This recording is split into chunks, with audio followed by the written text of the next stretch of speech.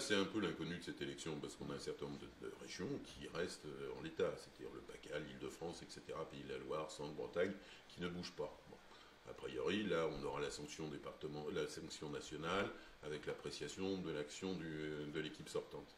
Sanction, parce qu'à la date d'aujourd'hui, les sondages sont déséquilibrés entre droite et gauche.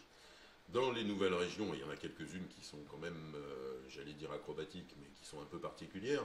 L'Alsace, Lorraine, Champagne, Ardennes, ou la nouvelle région qui nous préoccupe, c'est un point d'interrogation. Il y a nécessairement des départements et des populations qui sont contentes.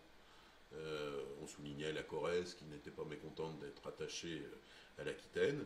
Et puis des départements où des questions se posent, et plutôt des départements où il y a un mécontentement certain.